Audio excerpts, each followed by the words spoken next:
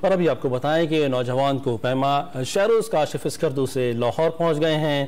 علامہ Iqbal international airport پر عزیز و اقارب نے شہروز کاشف کا استقبال کیا ہے۔ شہروز کاشف جو کہ ایک مارکا سر کر رہے تھے، اس کے بعد جب وہ واپس اترے ہیں تو پھنس گئے تھے، لیکن ریسکیو کیا آرمی نے اور ان کو واپس گلگت پہنچایا، اور اب وہ لاہور پہنچ چکے ہیں۔ لاہور ایئرپورٹ پر آپ دیکھ سکتے ہیں شہروز کاشف پہنچے ہیں، ان کے اہل خانہ ان سے ملنے کے لیے پہنچے ہیں اور بڑے جذباتی مناظر دیکھنے میں آ رہے ہیں۔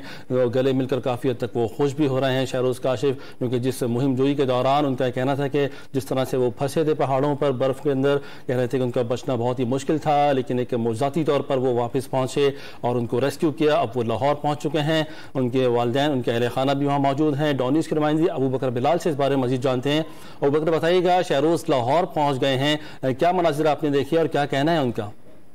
جی بالکل، شہروز کاشف جن کا تعلق تو پاکستان سے اور پاکستان کا فخر بھی ہیں، اور 8,000 میٹر سے بلند جو چوٹیاں ہیں ان کو سر کر چکے ہیں۔ جو ریسنٹلی انہوں نے چوٹی سر کی ہے وہ ناگا پربت ہے، جو ایک رات 6 جولائی کی رات جو ان کو ناگا پربت کیمپ 3 سے اوپر گزارنی پڑی، وہ یقینی طور پر کسی معجزے سے کم نہیں تھا، اور یہی وجہ تھی کہ ان کو بعد میں ISPR نے جو اپنے ہیلی کاپٹر کے ذریعے ریسکیو کر کے گلگت پہنچایا، اور آج وہ گلگت سے ان کے والدین ان کو وہاں پر ریسیو کرنے کے لیے گئے ہوئے تھے، وہ ان کو لے کے لاہور پہنچے ہیں۔ تو لاہور بھی عزیز و اقارب ان کے موجود تھے یہاں پر، ان کو بڑا والہانہ استقبال کیا، اور اب وہ ساتھ ہی پر امید بھی ہیں کہ جو ان کا اگلا سفر ہے G1 اور G2 کا، وہ بھی وہ جلد شروع کریں گے۔